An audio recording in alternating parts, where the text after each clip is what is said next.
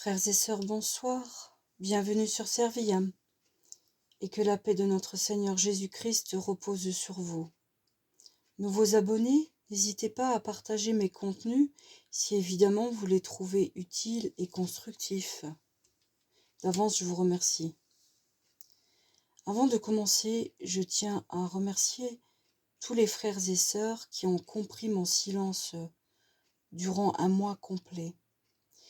Perdre un être cher serre si fort le cœur que parfois même parler en public devient douloureux. Comme je mets tout mon cœur à vous partager un travail rigoureux, il me fallait d'abord aussi retrouver mes capacités de réflexion qui étaient quelque peu altérées par la peine. Évidemment, je souffre encore, mais Dieu m'aide vraiment à surmonter mon chagrin. Merci aussi pour vos témoignages de soutien envers ma sœur Cathy. Je vous assure que vos prières lui sont d'un grand secours. Vraiment. Voilà. Le sujet abordé ce soir est donc « N'ayez pas peur ». Et il est à mon sens urgent que je le traite. Les contextes géopolitiques, économiques, climatiques, sanitaires et spirituels actuels étant ce qu'ils sont, évidemment, je ne vous les rappelle pas, vous en savez autant que moi, mais ces contextes étant donc ce qu'ils sont, voilà de très nombreuses années déjà que la toile pullule de prophéties en tout genre, vraies et fausses, de faux prophètes, mais aussi de vraies voyantes, dont certains, qu'ils soient hommes ou femmes, bénéficient de ce qu'on appelle un imprimatur et du nihil obstat. Le web regorge aussi de sites dédiés à la fin des temps, ainsi qu'au survivalisme. Et on ne compte plus non plus le nombre de chaînes YouTube qui ont fait de la seconde venue de notre Messie un business très lucratif. Vraiment. Il est parfois difficile, même en tant qu'enfant de Dieu, de s'y retrouver si nous laissons évidemment notre intelligence humaine faire le tri. Et je dirais que c'est là qu'intervient l'Esprit Saint. Tout comme la plupart d'entre vous, je me tiens évidemment informée de tous ces contextes actuels afin de les confronter aux vraies prophéties. Ceci afin d'en discerner les signes et l'avancement. Et en cela, rien d'anormal. Notre Seigneur Yeshua lui-même nous y encourage dans la parole. Ce qu'il a dit à ses disciples en Luc 12, des versets 37 à 43, est toujours d'actualité. Donc nous sommes concernés aussi de nos jours. Lorsqu'il avait dit « Heureux ces serviteurs que le Maître, à son arrivée, trouvera veillant », je vous le dis en vérité, il se scindra, il les fera mettre à table et s'approchera pour les servir. Mais encore a-t-il dit, en Luc 21 au verset 36, « Veillez donc et priez en tout temps, afin que vous ayez la force d'échapper à toutes ces choses qui arriveront et de paraître debout devant le Fils de l'homme. » Notre Seigneur m'a donc mis à cœur de vous dire, n'ayez pas peur, frères et sœurs, tout simplement parce que nous, êtres humains, nous sommes régis par des hormones qui provoquent des émotions et qui font de nos psychés des psychés complexes, si complexes parfois que même les plus croyants, les plus fervents d'entre nous, catholiques authentiques, je le précise, ne sont pas à l'abri d'avoir peur, de douter, d'avoir une traversée du désert ou encore d'expérimenter ce que certains grands saints ont appelé la nuit noire avant nous. Alors, je dois vous le dire, n'ayez pas peur. Tout authentique catholique finit par sortir de la crainte. Car Jésus-Christ nous aime tellement. Nous avons la confirmation indémentable dans la première épître de Jean, au chapitre 4. Nous lisons au verset 18 qu'il n'y a pas de crainte dans l'amour. Au contraire, le parfait amour bannit la crainte, car la crainte implique un châtiment, et celui qui craint n'est point parvenu à la perfection de l'amour. Dans cette affirmation, il nous est alors indispensable de réaliser ce que signifie vraiment marcher par la foi et l'appliquer. Nous sommes dans les temps où nous tous, nous devons apprendre à marcher par la foi et par la foi seule. Dans de nombreuses traductions bibliques, qu'elles soient protestantes ou catholiques, il est écrit soit marcher par la foi et non par la vue, soit par la foi et non par la vision, mais la traduction adéquate est celle-ci. En 2 Corinthiens au chapitre 5, le verset 7, dans la Bible de Jérusalem. Alors je vous le lis. « Car nous cheminons dans la foi, non dans la claire vision. » Nous cheminons dans la foi et non dans la claire vision. Je précise encore une fois que mon support de travail est la Bible de Jérusalem, car il est question non de vue ni de vision, mais de claire vision. Claire vision. Qu'est-ce donc que la claire vision? Nous avons là la vue, la vision et la claire vision. La vue, nous le savons, est la capacité à voir. La vision, quant à elle, désigne toutes les interactions entre les yeux et le cerveau, ainsi que tous les processus neurologiques agissant dans le cerveau pour rendre fonctionnel le sens de la vue. Mais la clairvision, elle, c'est autre chose. La clairvision, autrement appelée clairvoyance, est le don que Dieu donne à ses prophètes ou à des voyants actuels pour percevoir des événements à venir.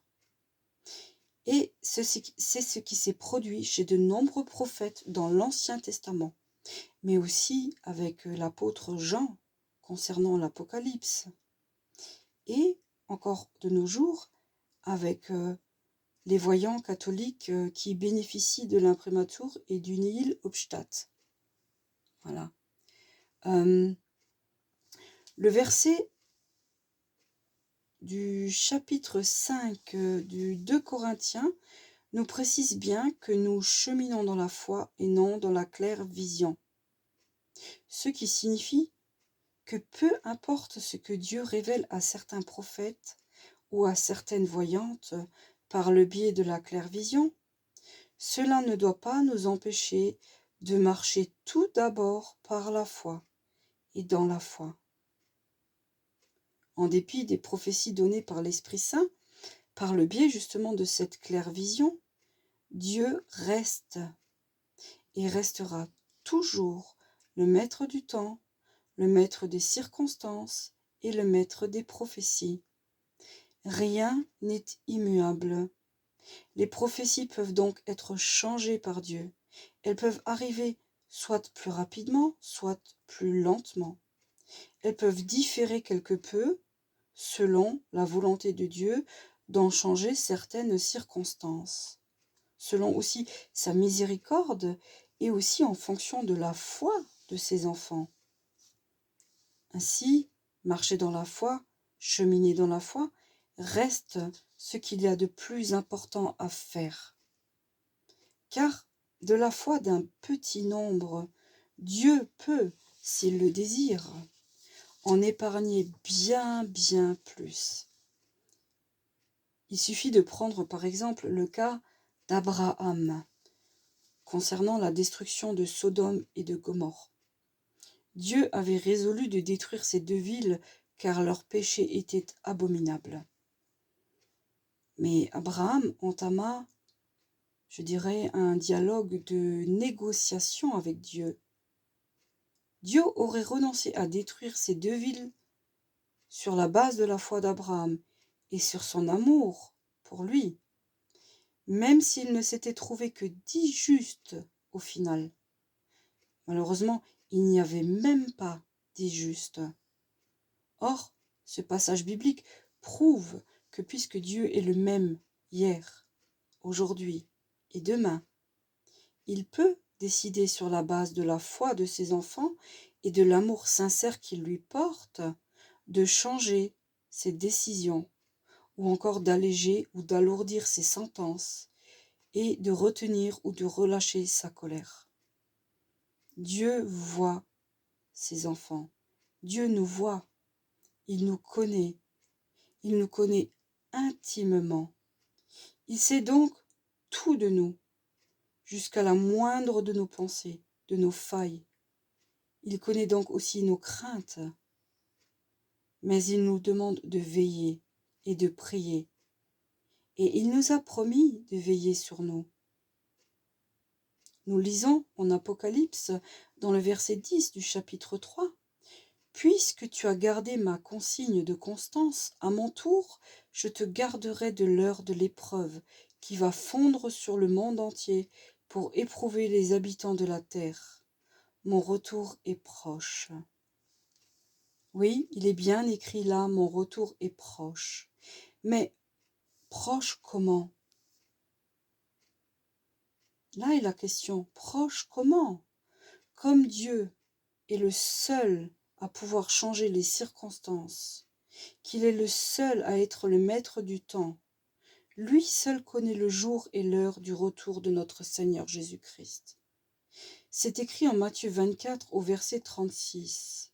Quant à la date de ce jour et à l'heure, personne ne les connaît, ni les anges des cieux, ni le Fils, personne, seulement le Père. Veillez pour ne pas être surpris. Lorsque Jésus était sur terre, ses disciples lui avaient déjà demandé de leur dire quand ces choses arriveraient. Et donc, les versets 3 à 14 du chapitre 24 de l'évangile de Matthieu relatent ces événements. Je vais vous les lire. Et Jésus répondit, « Prenez garde qu'on ne vous abuse, car il en viendra beaucoup sous mon nom, qui diront, c'est moi le Christ, et ils abuseront bien des gens. Vous aurez aussi à entendre parler de guerre et de rumeurs de guerre. Voyez, ne vous alarmez pas, car il faut que cela arrive. Mais ce n'est pas encore la fin. On se dressera en effet nation contre nation et royaume contre royaume. Il y aura par endroits des famines et des tremblements de terre. Et tout cela ne fera que commencer les douleurs de l'enfantement. Alors on vous livrera au tourment et on vous tuera. Vous serez haïs de toutes les nations à cause de mon nom. Et alors beaucoup succomberont. Ce seront des trahisons et des haines intestines. Des faux prophètes surgiront, nombreux y abuseront bien des gens. Par suite de l'iniquité croissante, l'amour se refroidira chez le grand nombre.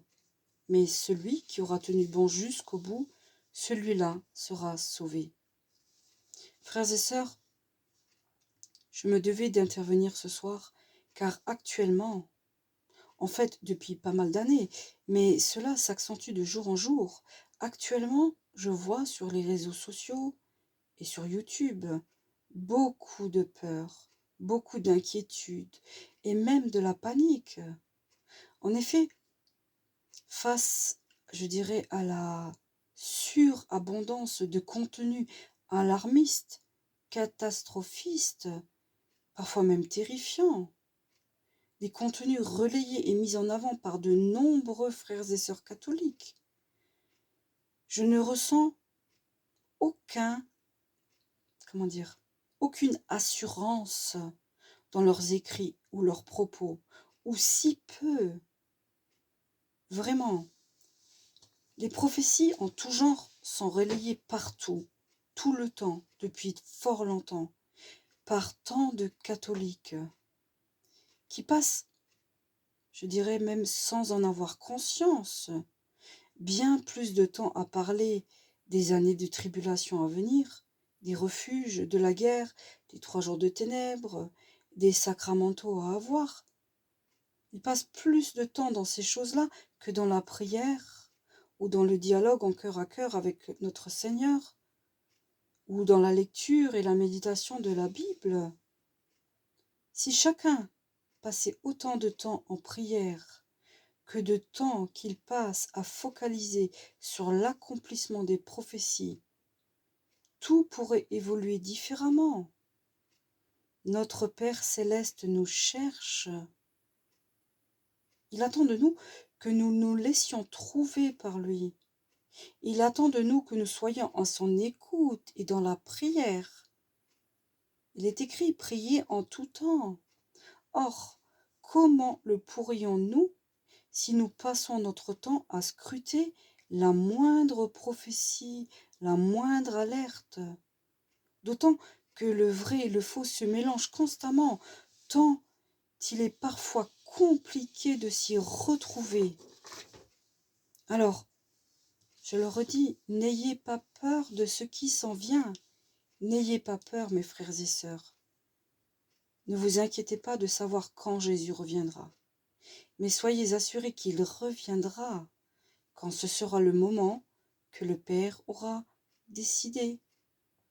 Ne cherchez pas à savoir si vous entrerez en refuge ou si vous mourrez en martyr comme les premiers chrétiens. Car Jésus lui-même l'a dit en Marc, dans le chapitre 8, au verset 34 et 35, « Si quelqu'un veut venir à ma suite, qu'il se renie lui-même, qu'il se charge de sa croix et qu'il me suive. Qui veut en effet sauver sa vie la perdra, mais qui perdra sa vie à cause de moi et de l'Évangile la sauvera. » Nous l'avons vu, frères et sœurs, avec tous ceux qui ont couru se laisser injecter contre le Covid. Ils avaient si peur de ce Covid, si peur qu'ils ont couru sans réfléchir, se laisser injecter un produit expérimental, faisant par là bien plus confiance à l'homme et à sa science qu'à Dieu. Pourtant, le psaume 91 est clair. Si on place notre confiance en Dieu, il nous protégera. Oui, mes frères et sœurs, celui qui veut sauver sa vie à tout prix la perdra. Alors n'ayez pas peur. Ne vous inquiétez non plus pas des 3 jours de ténèbres. Les vidéos alarmistes qui circulent mélangent tous ces événements et donnent la sensation d'urgence absolue chaque jour. Or, je le reprécise, Dieu reste le maître du temps, des circonstances, donc de toutes choses. Nous ne sommes qu'au début des douleurs de l'enfantement. Oui, ces choses arriveront, mais elles arriveront quand Dieu l'aura décidé. Le stress, la peur, la panique ne sont pas de Dieu. Dieu nous demande foi, confiance et sérénité. Il est écrit en Luc 21, verset 28, « Quand cela commencera d'arriver, redressez-vous et relevez la tête parce que votre délivrance est proche. Alors n'ayez pas peur. » Oui, il y aura encore des tremblements de terre. Oui, il y aura des catastrophes, des épidémies, des famines, des guerres civiles à certains endroits, une 3e guerre mondiale probablement, des astéroïdes qui tomberont. Mais tout ceci ne se fera pas demain. N'oubliez pas que le temple de Salomon n'est pas encore reconstruit. L'Antéchrist ne s'est pas encore révélé publiquement. Il n'y a encore pas assiégé le trône de Salomon, ni celui de Saint-Pierre. Et l'implantation de la marque de la bête ne se fera obligatoirement qu'à son apparition. Alors oui, la génisse rousse est née. Oui, les accessoires du temple, le mobilier sont déjà tous prêts. Oui, les lunes rouges, les éclipses ont eu lieu. Oui, les signes sont tous réunis. Les rivières qui se changent en sang. Mais là, encore une fois, n'oubliez pas que c'est Dieu qui tient les commandes. Certains diront que le temple serait vite reconstruit. Et là encore, je dirais que seul Dieu le sait. C'est lui qui dirige. Rien n'arrive que Dieu n'ait permis selon son timing. N'ayez pas peur, ni des événements à venir, ni de devoir mourir pour notre Seigneur Jésus. Qu'y a-t-il de plus merveilleux que de retrouver notre Seigneur? La mort n'est que le début de notre réunion avec Christ. Pour lui-même, Paul, pour le Christ lui-même l'avait compris. Il a écrit dans l'épître aux Philippiens au chapitre 1, dans le verset 21, « Pour moi, certes, la vie, c'est le Christ, et mourir représente un gain. N'ayez peur ni de vivre dans ces choses qui vont se produire, ni de mourir. Faites confiance à Dieu. » Alors oui, les diverses conjonctures actuelles nous poussent raisonnablement à être prévoyants. Oui, il faut faire quelques stocks de tout ce dont on a besoin pour vivre correctement. Mais si vous êtes destiné à vivre, vous vivrez avec ou sans stock. Et si vous êtes destiné à mourir, vous mourrez avec ou sans stock. Ceux qui vivront n'ont pas besoin de s'inquiéter.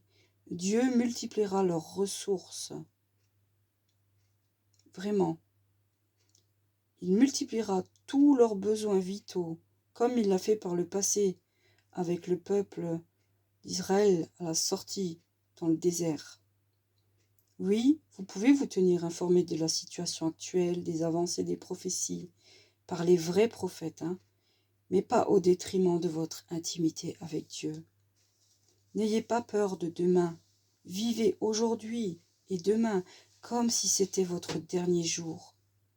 Vivez dans la paix du Christ et l'assurance de son accompagnement en toutes circonstances et de l'aide, de la prière et de l'assistance de toute la famille céleste. Regardez moins les médias et les vidéos qui traitent de ces sujets, car ils sont anxiogènes. N'ayez pas peur, éteignez vos postes de télévision, vos ordinateurs le plus souvent possible. Sortez, marchez dans la nature, vous reconnectez avec ce que Dieu a créé pour nous. Parlez à Dieu à haute voix, parlez à Jésus à haute voix, priez à haute voix partout où vous vous promènerez. Placez la terre que vous foulez de vos pieds sous la grâce et sous la bénédiction de Dieu. La parole et la prière à haute voix ont un immense, mais alors vraiment un immense pouvoir. Et vous savez, la langue a le pouvoir de vie et de mort. Et si, ma foi, les gens vous regardent bizarrement, sortez dans la nature quand même, priez à haute voix quand même, récitez vos rosaires ou vos chapelets à haute voix, partout où vous vous promenez. Ainsi, vous répandrez la bénédiction sur la terre sur laquelle vous vivez. Et si quelqu'un vous regarde vraiment étrangement, alors priez en silence pour lui. Vous pouvez faire d'autres choses, aller visiter ceux que vous aimez, aller aider ceux dont vous savez qu'ils ont besoin d'aide. Soyez la lumière du monde, imitez le Christ et donnez-vous entièrement à Dieu et à vos frères et sœurs qui ont besoin de soutien. Pensez à Dieu, vivez pour Dieu, écoutez Dieu.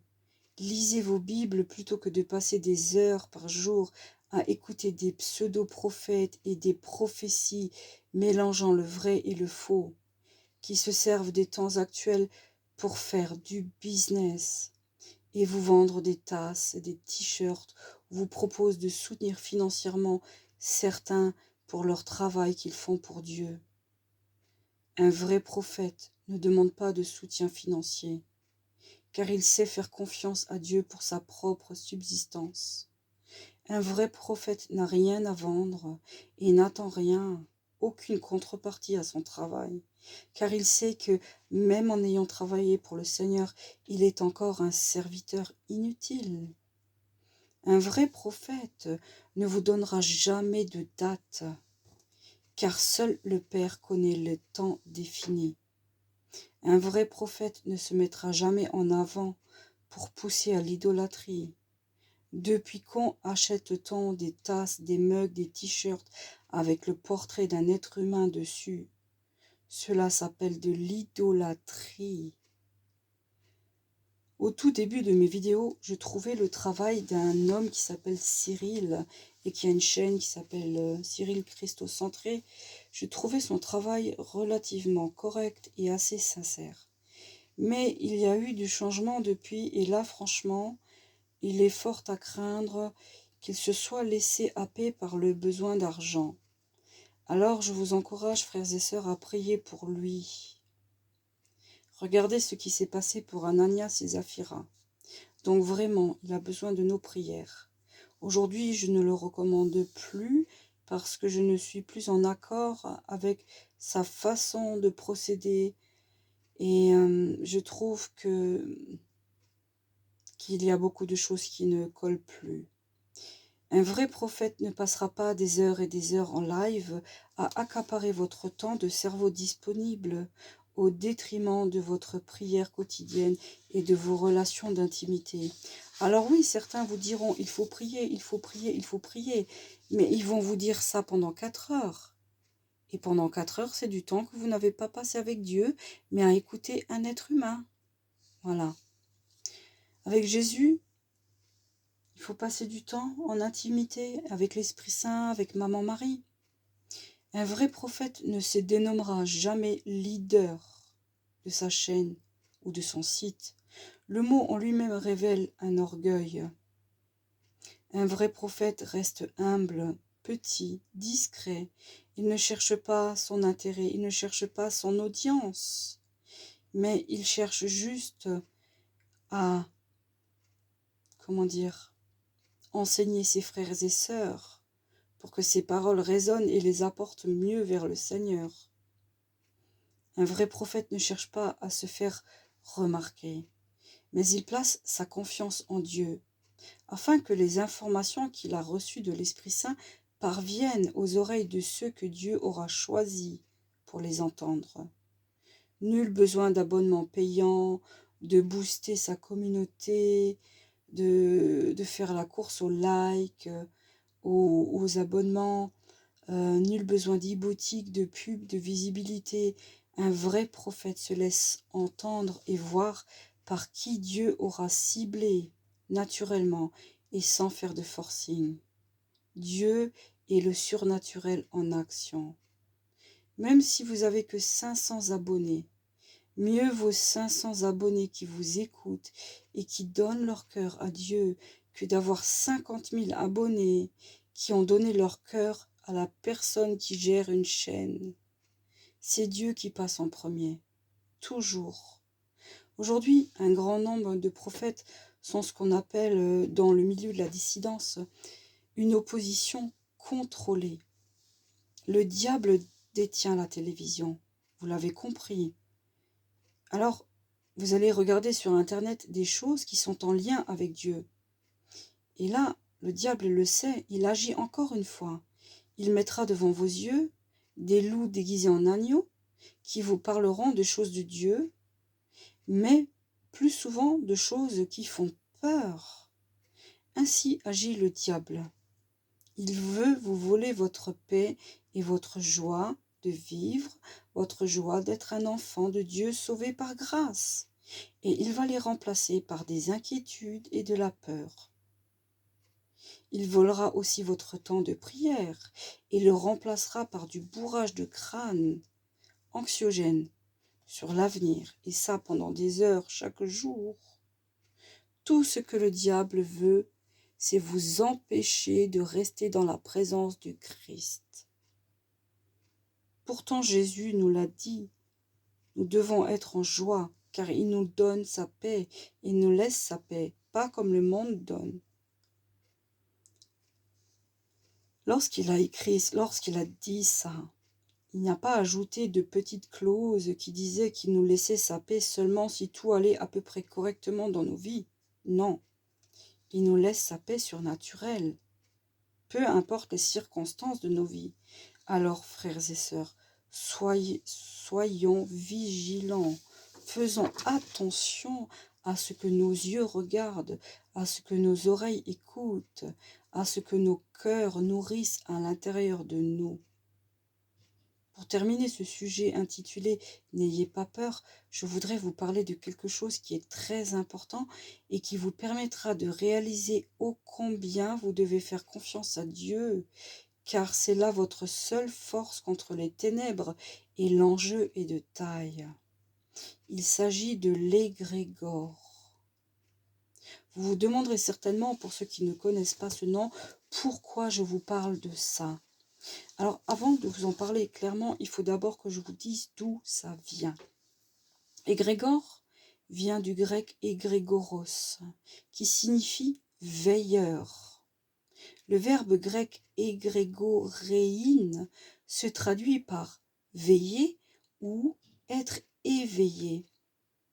Le terme égrégoros, veilleur, désignait dans les versions grecques des écrits vétéraux et néo-testamentaires des anges, ceux qui ne dorment pas et qui gardent le trône de sa gloire, ou encore ceux qui sont toujours en éveil au service de Dieu. La fortune spéciale de ce mot vient du livre d'Hénoch.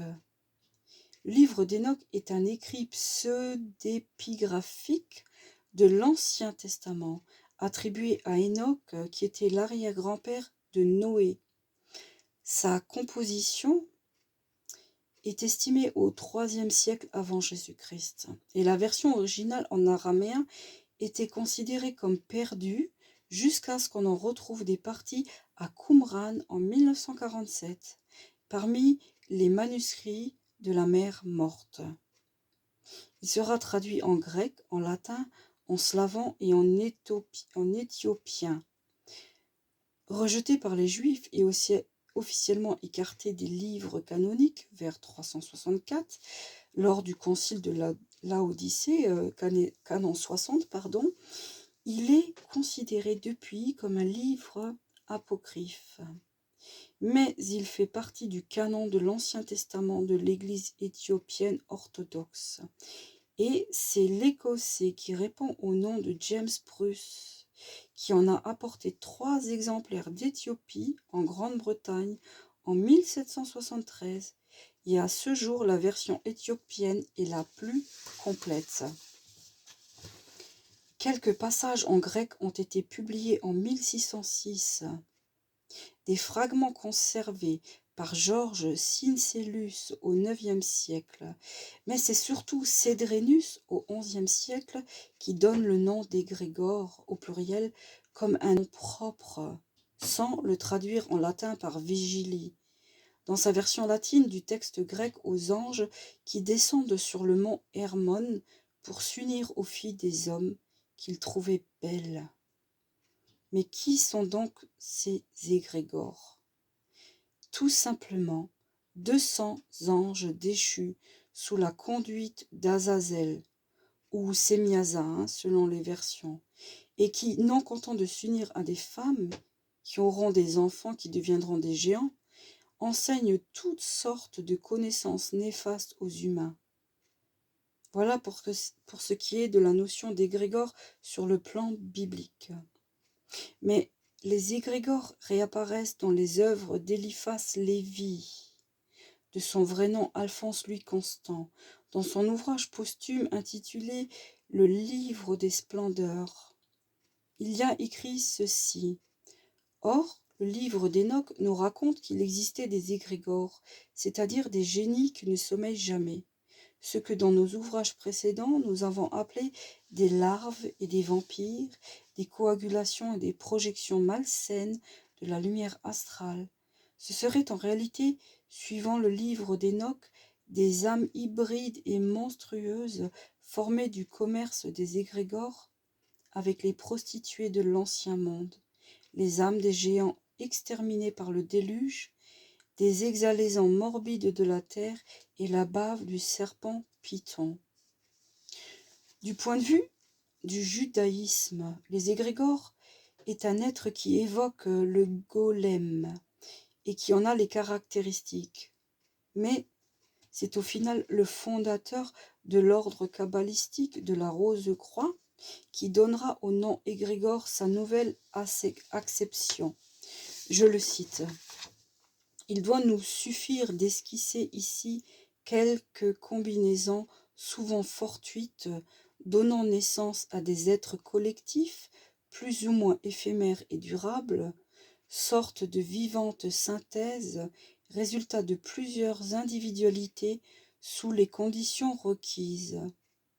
C'est ainsi que dans l'ordre politique, social ou religieux, des millions d'hommes hiérarchiquement organisés tant de siècles durant, sous le niveau d'une règle inflexible, ont pu créer, conscients ou non de leurs œuvres dans l'invisible, des êtres virtuels, des entités collectives, en un mot, des dominations, fastes ou néfastes, d'une puissance et d'une durée également incalculables.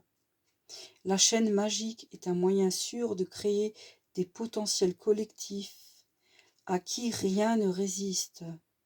Nous rappelons pour mémoire la souveraineté que déploient les êtres collectifs que nous avons qualifiés d'égrégores. Voilà, mes frères et sœurs. Il est écrit dans la parole que nous n'avons pas à lutter contre la chair et le sang, mais contre les dominations. Il s'agit de ce genre de domination-là. Ce sont des dominations démoniaques. Actuellement, ceux qui dirigent le monde donnent vie à un égrégore basé sur la peur, une entité collective qui se nourrit de la somme des peurs associées de chaque être humain. Vous comprendrez alors pourquoi les médias vous font peur. La peur du Covid, la peur du dérèglement climatique, la peur de la guerre, la peur du terrorisme, la peur des catastrophes naturelles. Toujours la peur, la peur, la peur. Mais la peur chasse l'amour. Puisque l'amour parfait bannit la peur empêche l'amour d'agir. N'ayez pas peur. Redevenez des enfants, des petits-enfants joyeux, en paix, qui gardent les yeux fixés sur Jésus et qui ont confiance en leur Papa céleste, en toutes circonstances. Soyons, frères et sœurs, toujours bons, généreux, compatissants et empathiques, faisant du bien, donnant à qui en a besoin, aidant partout où nous le pourrons. Soyons des êtres de lumière qui rayonnent la présence de notre Seigneur Jésus-Christ. Et ne nous laissons plus les prophéties sur YouTube ou sur les réseaux sociaux, les événements, nous faire peur. Moi, je peux vous conseiller, parce que je l'ai fait déjà, d'éteindre le plus souvent possible votre PC et de vivre chaque jour avec amour et foi. Et Dieu fera le reste. Alors, qu'il y ait refuge ou pas refuge, vivez en paix, priez le plus possible, soyez bons les uns avec les autres.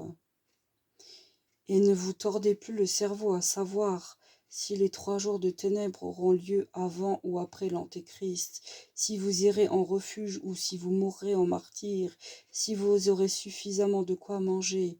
N'ayez plus peur de rien, mes frères et sœurs. Votre vie est entre les mains de Dieu, et il en sera fait pour nous tous selon sa volonté. Que l'on vive ou que l'on meure pour Christ, nous sommes vainqueurs. Je vous encourage à être joyeux. Oui, il faut se tenir au courant, mais il ne faut pas en faire une fixette. Il faut vivre. Il faut vivre la vie que le Seigneur nous a donnée, peu importe les circonstances. Voilà, mes frères et sœurs. Je voudrais terminer ce sujet par une prière collective. Si vous voulez vous joindre à moi, vous le pouvez. Au nom du Père, du Fils et du Saint-Esprit. Amen. Père éternel, dans le nom précieux de notre Seigneur Jésus-Christ et par son sang qui nous recouvre et qui nous réconcilie avec toi, je te confie ce soir tous mes frères et sœurs, catholiques et chrétiens, pour qu'ils reviennent vers toi, autres, je parle des frères chrétiens qui ne sont pas catholiques, qu'ils reviennent vers toi dans le catholicisme, le vrai catholicisme. Je te demande, Seigneur, de remplir leur cœur de courage, de force et de sérénité pour qu'ils n'aient plus peur d'aucun événement qui doit se produire. Il se produira ce qui doit se produire. Mais au bout de ces épreuves, il y aura une paix, une beauté, une harmonie sans précédent. Et le Seigneur, notre Seigneur Jésus, régnera avec nous, ici, sur terre. Il sera peut-être pas en présentiel, mais son esprit sera là et tout le monde sera bon les uns envers les autres. Nous sortirons de cette période tumultueuse. Nous sortirons victorieux avec la grâce de notre Seigneur et par la puissance de notre Seigneur Jésus-Christ. Seigneur, je te confie tous mes frères et sœurs pour que mon travail de ce soir puisse donner du baume à leur cœur, puisse les encourager, puisse les apaiser, les adoucir, et qu'ils n'aient plus peur. Seigneur, retire de leur âme toute inquiétude, donne-leur la force d'être aussi vaillants et aussi forts que ce que notre Seigneur a été lorsqu'il était ici, sur terre, pour nous. Seigneur, nous t'aimons, nous te louons, nous te glorifions. Merci pour ce que tu fais pour nous. Merci parce que nous avons, pour la plupart d'entre nous, un toit sur la tête et de quoi manger. Je te confie particulièrement nos frères et nos sœurs qui sont dans les autres continents et qui sont persécutés pour le nom de notre Seigneur Jésus-Christ, qui eux manquent de tout. Je te prie, Seigneur, pour toutes les victimes des barbaries antichrétiennes. Je te prie pour tous nos frères et sœurs qui ont été mis à mort. Et enfin, Seigneur, je te prie pour que nous puissions être un, tous, et le réaliser, tout comme toi et le Père, vous êtes un, et que nous sommes ton corps, Seigneur Jésus-Christ, tu es la tête, que nous puissions être tes imitateurs, que nous puissions te plaire et nous trouver droits et sanctifiés à ton retour. Voilà, frères et sœurs, je vous encourage vraiment à passer plus de temps dans la prière que sur YouTube, à ne pas avoir peur, à faire confiance à notre Dieu d'amour et à rester dans la joie. Et une fois n'est pas coutume, je vais prier le trisagion en grec. Il s'agit là d'une louange à la Trinité. Et je vais la réciter en grec. Alors je ne suis pas très douée, je vous demande pardon d'avance si j'écorche les mots, mais je le fais avec tout mon cœur et je vous le traduirai aussi en français. Alors, Agios Otheos, Agios Iskiros, Agios Athanatos, Elieson Imas, Agios Otheos, Agios Iskiros, Agios Athanatos, Eleison Imas, Agios Otheos, Agios Iskiros, Agios Athanatos, Eleison Imas. Ce qui veut dire, frères et sœurs, Saint Dieu, Saint fort, Saint immortel, aie pitié de nous. Saint Dieu, Saint fort, Saint immortel, aie pitié de nous. Saint Dieu, Saint fort, Saint immortel, aie pitié de nous. Voilà, je pense qu'on a besoin de supplier la miséricorde de notre Seigneur pour nous aider à traverser ces années de tribulation. J'ai l'une de mes abonnées qui répond au pseudonyme Mélo, qui m'a dit par commentaire que le retour de notre Seigneur ne se ferait pas avant plusieurs siècles. Alors sincèrement, je ne sais pas, parce que seul Dieu connaît le temps, seul le Père connaît la date, mais je dirais que tous les signes sont réunis pour qu'on puisse envisager le retour de notre Seigneur dans les prochaines dizaines d'années. Mais cela peut durer plus longtemps, cela peut aller plus vite. Il n'y a que Dieu qui le sait. En attendant, nous devons veiller, nous devons nous trouver prêts, nous devons ne plus avoir peur et nous devons lui faire confiance, garder notre joie et construire le monde de demain, dans l'amour, dans la charité, dans l'entraide, dans le partage, dans le soutien. Soyons vraiment des lumières dans ce monde qui s'assombrit de plus en plus. Et je voulais encore revenir sur les 3 jours de ténèbres. Il faut bien préciser que ces 3 jours de ténèbres auront lieu à la toute fin. Ce ne sera pas demain, ni après-demain, ni le mois prochain. Et ils auront lieu à la toute fin. Ce sera la dernière étape de la purification ultime de la surface de la terre de tous les méchants. Alors ne craignez pas, préparez-vous spirituellement, préparez-vous logistiquement et vivez avec le Seigneur chaque jour dans la paix du Christ. Que notre Seigneur vous bénisse, croyez en lui et n'ayez plus peur. Notre Père qui êtes aux cieux, que votre nom soit sanctifié, que votre règne vienne, que votre volonté soit faite sur la terre comme au ciel. Donnez-nous aujourd'hui notre pain de ce jour. Pardonnez-nous nos offenses, comme nous pardonnons aussi à ceux qui nous ont offensés. Et ne nous laissez pas succomber à la tentation, mais délivrez-nous du malin. Car c'est à vous qu'appartiennent le règne, la puissance et la gloire, pour les siècles des siècles. Amen. Vous voyez à l'écran, alors c'est légèrement flouté parce que comme je vous ai expliqué, la lentille de mon téléphone est fracturée, donc ça ne filme pas très net, mais vous voyez maman, Marie, qui porte notre Seigneur Jésus quand il était bébé, et tout comme maman Marie porte notre Seigneur Jésus quand il était bébé, elle nous porte aujourd'hui dans son cœur, avec notre âme d'enfant, et elle nous garde près de notre Seigneur, elle veille sur nous. N'oubliez pas que les démons ont très peur de maman Marie, et que chaque Je vous salue Marie est un coup donné sur la tête d'un démon. Alors n'hésitez pas à réciter vos chapelets. Voilà, frères et sœurs, je vous souhaite une douce nuit. Je voudrais faire encore un Je vous salue Marie et une prière de Fatima. Je vous salue Marie, comblée de grâce, le Seigneur est avec vous. Vous êtes bénie entre toutes les femmes, et Jésus, le fruit de vos entrailles, est béni. Sainte Marie, Mère de Dieu, priez pour nous pauvres pécheurs, maintenant et à l'heure de notre mort. Amen.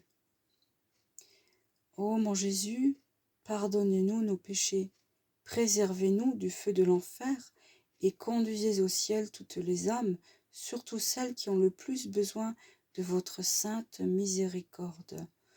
Au nom du Père, du Fils et du Saint-Esprit. Amen. Voilà, frères et sœurs, je vous souhaite le meilleur. Je vous dis à bientôt pour une nouvelle vidéo. Et je voudrais passer un petit message à certains de mes frères et sœurs avec qui je suis en contact occasionnellement. Sachez que je ne vous ai pas oublié. Oui, je devais vous appeler, c'est vrai. Mais j'ai eu un mois compliqué et mes journées étaient très remplies. Je ne vous ai pas oublié. Je vous appellerai dès que possible. Je vous promets. Je vous le promets. Je fais comme je peux. J'essaye de faire au mieux. Et malheureusement, je ne suis qu'un être humain et la semaine n'a que 7 jours. Voilà. Priez pour moi aussi, s'il vous plaît. J'en ai bien besoin. Ma santé n'est pas bonne du tout. Mais mon moral est bon. Et c'est dans ma faiblesse que je garde ma force parce que Dieu est avec moi. Et sa puissance, ça s'accomplit dans mes faiblesses. Voilà. Priez pour mon cœur. J'ai des soucis assez importants de cœur. J'ai eu beaucoup d'examens à faire. J'en ai d'autres à faire encore. Et je ne sais pas ce qu'il va ressortir de ces examens. Toujours est-il, c'est que j'ai un cœur très fragile. Et que si je vis encore aujourd'hui, c'est par la grâce de Dieu. Voilà. Donc merci pour vos prières d'avance et que Dieu vous bénisse. Et je vous dis à bientôt pour une nouvelle vidéo.